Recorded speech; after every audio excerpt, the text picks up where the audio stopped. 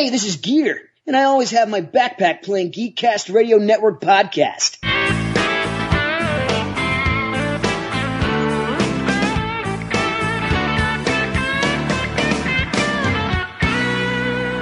Hello and welcome to episode 5 of Podcaster Meets World, brought to you by the Geekcast Radio Network. I am one of your hosts, TFG1Mike. Joining me, as always, Steve Megatron. Hello.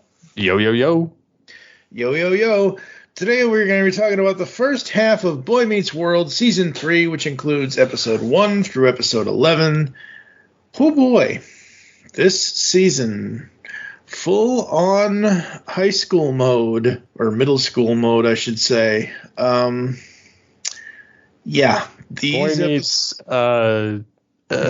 growth and hormones? Mm-hmm. Pretty much. And once we eventually get to Girl Meets World, folks, I'm going to say this then and I'll say it now. I am so glad that Boy Meets World does, like, I don't want to say actual episode titles, but in Girl Meets World, it's Girl Meets this. Girl Meets, every episode title is Girl Meets. And I understand that, and I like some of that, but like in these 11 for the first half of season 3, in these 11 episodes, we have so many different titles. My Best Friend's Girl, The Double Lie, What I Meant to Say, He Said, She Said, Hometown Hero, This Little Piggy, Truth and Consequences, Rave On, The Last Temptation of Cory, Train Fools, and City Slackers. You know, they kind of tell you what the episode is about, but they also don't tell you what the episode's about. Yeah, that's a Girl Meets World gripe. Yeah. But every episode in that series starts with Girl Meets blah. Yeah, and it's not a bad thing that they did that. I understand why they did that, and it works for that show. I just like looking at episode lists, or like right now I'm on the Boy Meets World Season 3 Wikipedia page, which is specifically just Season 3. It shows the cast, it shows the recurring cast, and then it has all the episodes with a slight little, blurb about each episode, and then the guest stars or the people who might not be, like William Russ as Alan Matthews was absent in certain episodes, or Danielle Fishel as Topanga was absent in certain episodes, kind of thing. So it's not like, I'm looking at the whole book of the entire series here. The one thing I noticed about this is that this season, with where they're starting in school and what they're doing in school and all of that, Morgan is kind of not there. Like, I knew she wouldn't be, but like, it's all about Cory and Sean. It's all about Frankie, Joey, and Griff, and then later Harley. It's pretty much taking place at John Adams High. Yeah, that's pretty much. I mean, there are sometimes when they are at the house, or they're at Topanga's, or they go to Feeney's, or they go to John's. John. The other, Sean's not absentee dad, but Sean's, the teacher. Yeah, Jonathan Turner. Yes, yeah, Turner. Yeah, forgot what his damn last name was. And I found, watching this again for the first time in a long time, that I didn't connect with a lot of this. Like, I don't have, like, the whole point of us doing this podcast, besides the fact that we love these series, Boy Meets World and Girl Meets World, is to go back, for me personally, to go back and watch them and see if I have anything in my history that could relate to this, or if I don't relate to this.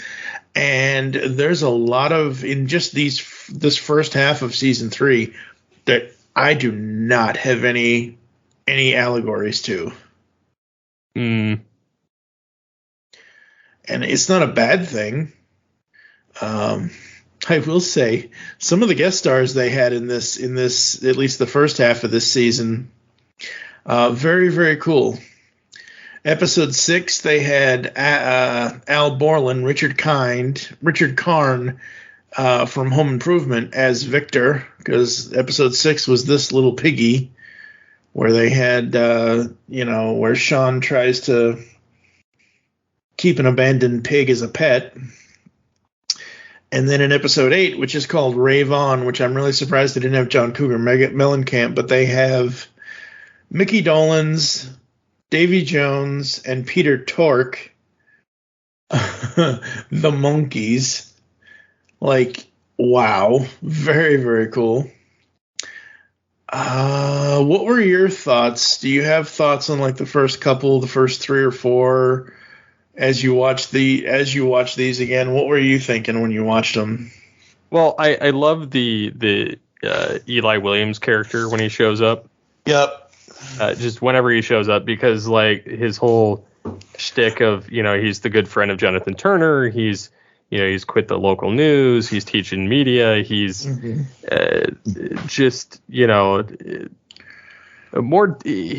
takes Turner, but he's got more of the teachery vibe, but he's also like down to earth. Yeah. So I really enjoyed his character whenever he showed up.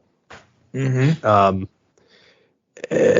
I don't know, like some of the stuff didn't really resonate with me, but it was still entertaining nonetheless. Yeah. This season is where you start getting more of where their personas are going. Oh yes. Because you get more of the Daredevil like standout Sean. You get more of Cory, you just kind of like panicky and quick to jump at things, and then you get Eric starting to get stupid. Yeah. And Cory's fascination with Topanga starts a little bit. Mm-hmm. Well, in episode 3 of season 3, he tells her, "I love you."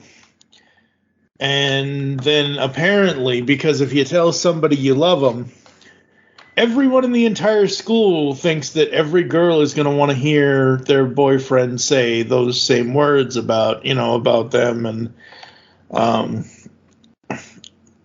I like how Cory and Topanga start here, because this is the scene that we all saw, like, how Girl Meets World does flashbacks to obviously this stuff, and they use clips from this. Mm-hmm. Well, in one of the clips for Girl Meets World, they used the jean jacket clip where he throws it back at her after they make up and whatever, but he sits there and tells her that he loves her. She doesn't know how to react to that, and she breaks it off with him, which, okay, I get it. But then they actually have a real, almost adult conversation. And, I don't remember talking to girls this, like, I don't remember myself or other male friends I had in middle school talking to girls the way that Cory and Topanga have this conversation. Maybe it's because those characters are supposed to be written where they are mature enough to come into this and look at it as, okay, this is how I felt. This is how I felt. What do we do about it? Mm-hmm. Do we either stay broken up? Do we not love each other? Blah, blah, blah, blah, blah. Let's figure this out. And that's the whole thing. Let's figure it out. So, Cory, are you feeling what I'm feeling? I think I am. Topanga? Yeah? I love you. Cory, this isn't easy for me. Well, relationships are hard work. I mean, they involve planning, communicating, a lot of give and take. I don't think we should see each other anymore. Is that give or take? I'm sorry. It's over. Cory, what are you doing here? Look, Topanga, now that it's over between us, there are a few things in mind that I want back. My jean jacket. Fine, take it. Now go. No. There's one more thing. I don't have anything else of yours. Yeah, you do. You have all my feelings about you, and I don't have any of yours. So everything I've ever thought about you, I want back. What are you talking about? I mean, I thought I could open up to you and tell you how I feel. So I said I loved you. So what? It was the truth. And you just blew me off without any explanation, without telling me how you feel. You know, I thought I knew you, Topanga. But I was wrong. I was scared. What? You wanted to know how I feel. I was scared. Of me? No. Of what you said. I mean, we're only 14 years old. These feelings, when did you know? Promise you won't laugh. Do you remember the time when we were in my backyard chasing fireflies? And you had like 20 in your jar, and I had one with a broken bulb. And then Eric came outside and started teasing us. He said, Cory loves Topanga. You said, yeah, I hate her. That's when I knew. Cory, we were only 6. Who cares? How could you know then? I'm not even sure I know what I love you means now. Look, all I know is you and I belong together. I mean, I've always been able to talk to you, to make you laugh. And I've always wanted to take care of you.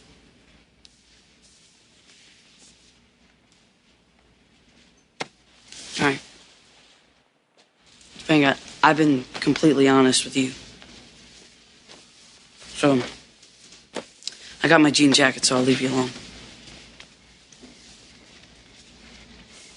So that's what I love you means? Yeah. Bye. Cory? I love you too. I was always hoping you did. Let's, are we in this or are we not in this? And, these childhood love stories sometimes work and sometimes they don't. Let's see. Hometown Hero, which was episode 5, the chemistry, Cory and Sean sneak into the chemistry lab and accidentally start a fire. That was interesting that they started it and then everyone thinks that he's a hero because he saved Janitor Bud and all that. And, again, it just goes to show you that lying about something is never the answer. You're always going to get caught. You're always going to, whatever. This little piggy, as I mentioned earlier, Sean wants to take care of an abandoned pig as a pet, but Topanga feels that apartment is not the proper environment for it. So again, we're getting into Sean and how he sees this little piggy where it's been abandoned or this, that, and the other thing, and technically he's kind of abandoned because his dad's off looking for his mom and all this. So we get more into Sean's characterization, which I like, and I like him and Topanga interacting. I like them going back and forth. I thought because you get really that witty banter. Like he's got kind of the lowbrow, she's got the highbrow. Yeah, you get a lot of that, and it for a lot of the series kind of continues in that manner. Mm-hmm. So, yeah.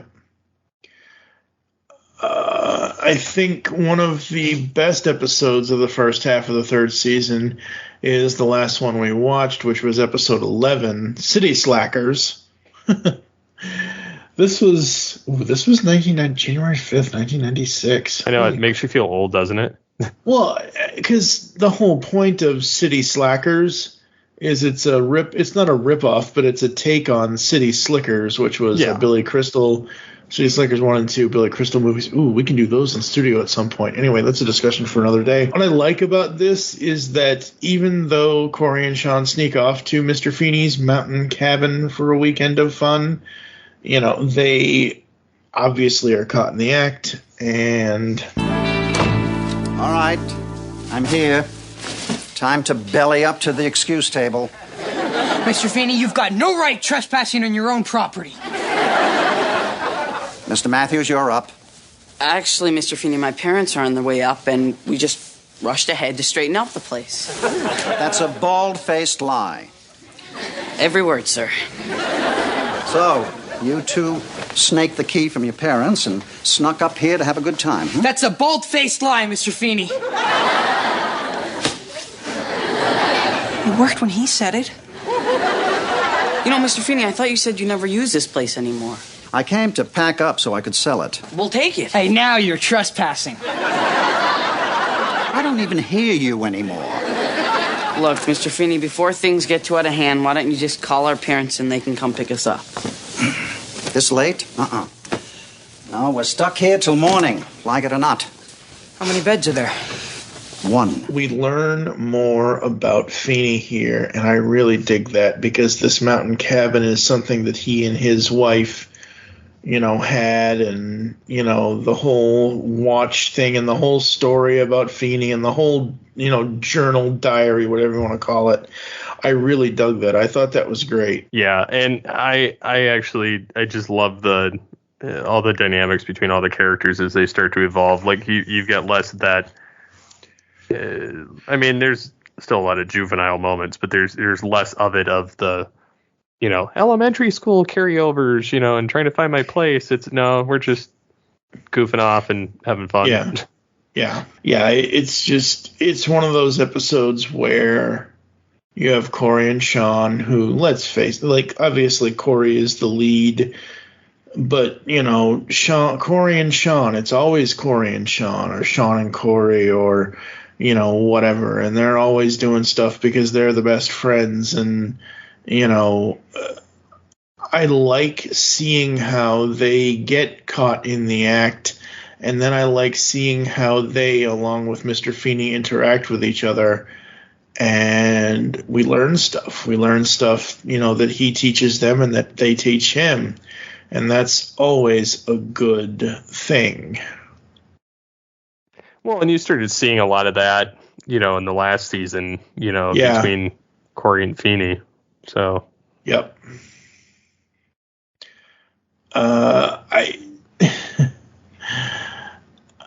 I'm interested because I have not watched yet. I'm interested to see where the episode 12 through 22 take us and see how that will transition into season 4 and see what else happens with these characters. And I agree with you.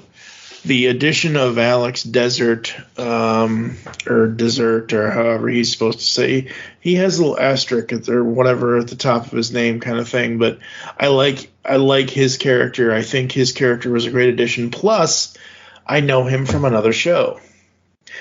He was Jake on Becker with Ted Danson. Because I recognized his voice, and I was like, ooh, isn't that shit? Wow. Becker's an interesting comedy show. It was after Cheers and all that stuff. And in that show, Alex plays, like I said, Jake. And Jake is a blind guy. So it's a really interesting kind of thing. And at some point, if I can find it, we may do an episode of Studio on Becker. But the first half of season 3, I like the growth. I like where it's going. I think it's cool. I do like that Eric is on his path to becoming Mr. Squirrels, sort of. but I know not every character is going to be the Cory or the Sean character. Every character also needs something to do, and I just wish that the more idiotic savanted he gets worse and worse, and there's things later when somehow Eric gets to college, and we'll talk about these later, that I just don't like about his character, because I feel like the older brother should be not necessarily better than Cory, but should be more wise in how the world is going. Yeah, and sadly, it's not that way until much, much later. Well, as much as I love this series, I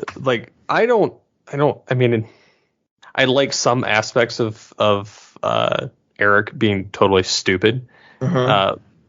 but in certain situations, it added to his character to be funny. Yes. In other situations, I was like, okay, he's not this dumb. He was smarter than this even in the first 2 seasons. And then they just like totally regressed him to like an infantile idiot. And not that I, disliked his character. It just, and my wife feels the same way. She's like, I wish they would not have made him stupid. Yeah. She's like, I want to like him, but he's too dumb. And, it even gets worse when they introduce Jack, and the roommate. And that's when he gets really bad. I think that, and we'll talk about this later when we get into those seasons, but I think the thing with Eric going towards the college thing and then, meeting Jack and doing all that, once he meets Jack, he has an opposite of himself, sort of, because Jack isn't as dumb as Eric, thank God, but he's squeaky clean, and that drives him nuts, and so it creates this competitive nature between them. Right, yeah. And I like that, and I think that's interesting, and I think you could only do that with the best friend type of characteristics. Oh, yeah. You could not have Eric and Cory doing what Jack and Eric do. You just couldn't, because they're brothers, and they're supposed to, do the brotherly thing and whatever. But yeah, these first 11 episodes were very interesting. I thought they aged them a little more than what they did, but I guess not, because seasons 2 through 5 are all middle and high school. So yeah, well, I think at 2 there was like this growth between the characters, between seasons, and so they look like they've grown quite a bit. Just from the previous season, like they still look kind of childish. This one, they look like high school. And so like it's created this, I don't know, this different dynamic where you can kind of see this difference in their personas and their visual appearance in a lot of ways. And then of course, like you get to continue to have Jonathan Turner. You get to continue to have Eli, and I honestly, I wish that they would have kept them much longer than what they did. Yeah. Because it added this nice little dynamic, not only for the kids, because you had these younger, more hip teachers, but it also added a nice dynamic for Feeney, who is much older. And when you lose them, there's really not an iconic teacher that really replaces them. Yeah. And so you don't really have somebody for Feeney to bounce off of other than the core squad of, Cory, Sean, Topanga, Eric, and then later Jack and and I'm blanking on the other two. Rachel and Angela. Yes. Don't think you're getting away with this. Oh, go away. Stop right there. Hey, Captain, what is your beef? My beef, Captain, is that you just snaked my coffee. Hey, I put my money in. The cup dropped, the coffee poured. It's my coffee. How much money did you put in? A nickel. Precisely a nickel. I had just deposited 75 cents, and I turned my back for a moment to get some more change. Hey, Eli, just a second, Jonathan. I got a situation. Yeah, more than you know. Remember that interview I set was with Mr. Feeney? Yeah, and you know what? I can't wait, because the first thing I'm going to do is tell Feeney he's got little mustache men power tripping all over his hall.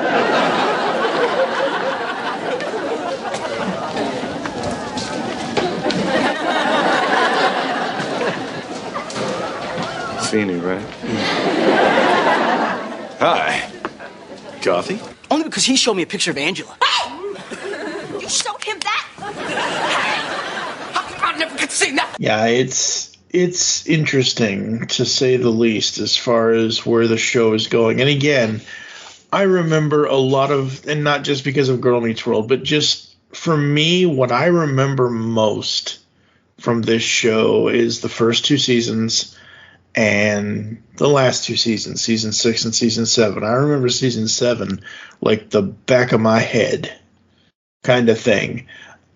These middle ones are where I'm discovering what was being taught and how it was being taught and the lessons in the character growth, if there is character growth or character regression, like we've talked about with Eric.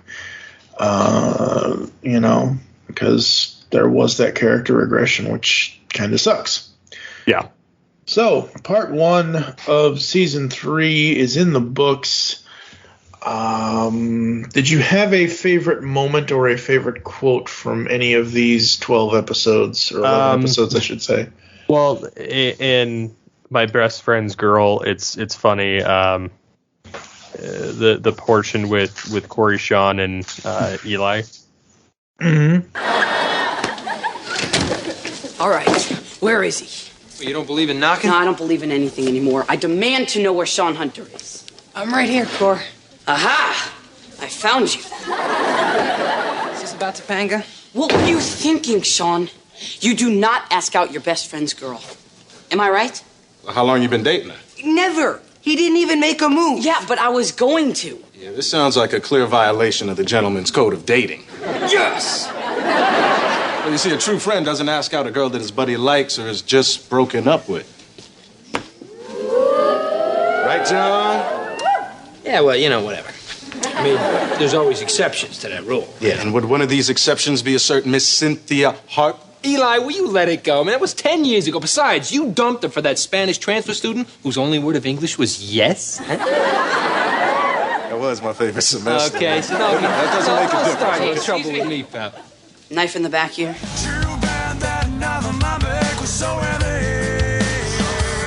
Which, it's I mean, I've never had that happen in my situation, but it's still entertaining and funny enough. Yeah, absolutely it is. For me, I think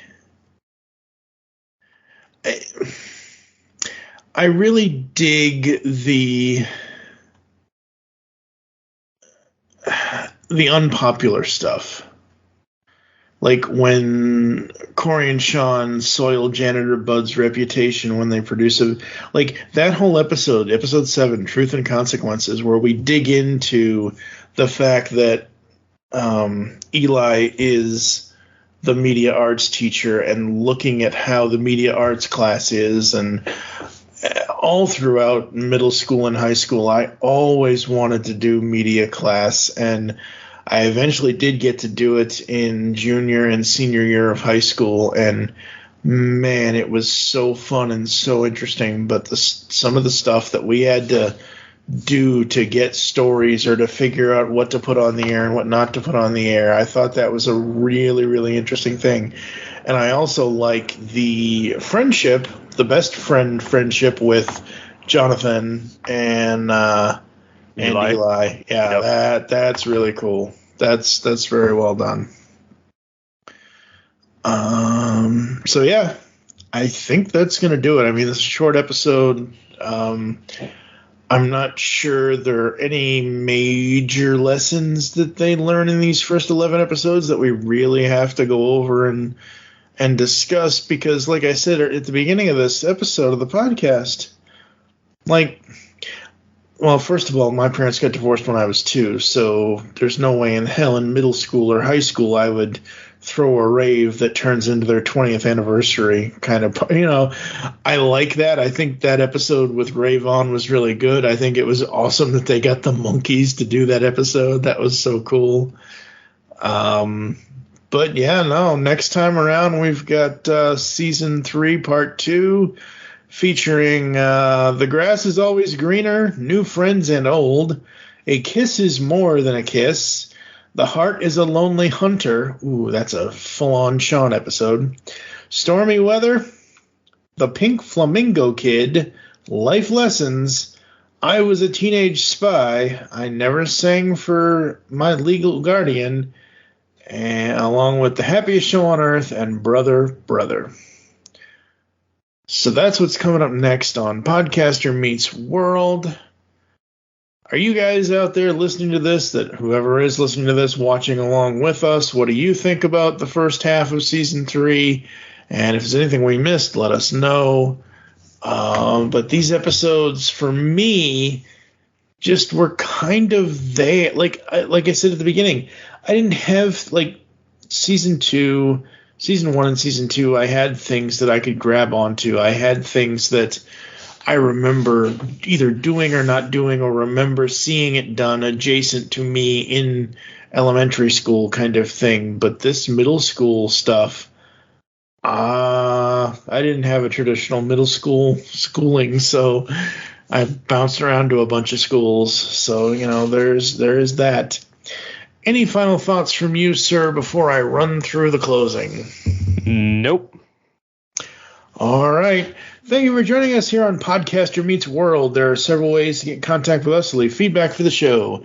Visit the website, geekcastradio.com, where you can listen to and comment on all of our content. Send us email to feedback@geekcastradio.com. Here are all the ways you can listen to us nowadays. Apple and Google Podcasts. Leave us reviews, please. Yes, iTunes is still a thing. Spotify and any other podcasting client you choose to use. Follow us on Twitter at Geekcast Radio for the network. I am at TFG1Mike. What are your Twitters? At SCP21 and at Steve Phillips VO. Become a fan on Facebook. Go to facebook.com/Geekcast Radio Network. Join us next time when we will be discussing Boy Meets World Season 3 Part 2. For now, I am TFG1Mike with Steve Megatron. Thank you for listening, and be sure to tune in next time here on Podcaster Meets World. What are you doing? I'm reading. No, really. This book Feeney was looking at, it's some kind of diary. Sean, you're reading Feeney's diary? Are you crazy? Are you nuts? Are we in it? He just knew so much about me. I wanted to find out some stuff about him. Did you know he used to come up here with his wife? Yeah, I knew that. Man, I didn't even know he was married. Listen to this. December 18th, 1961. I called in sick, so Lillian and I can sneak up here for a 3-day weekend. Feeney cut class. I suppose my students will miss me, but every now and then, you have to break the rules. Sounds like you, Sean. It's more like me than you think. December 19th. The next day, Lillian and I never made it out to the slopes. No regrets. Feeney, you dog. Let's see here. February 14th, 1965. Lillian and my 5th anniversary. Still no sign of the slopes. In the evening, we exchanged gifts. As I lifted the wristwatch out of its box, the glass on the watch face caught Lillian's reflection. A smile that lit the night sky. His wristwatch. That watch will keep time but for a moment in time. But her smile will reflect in its face forever.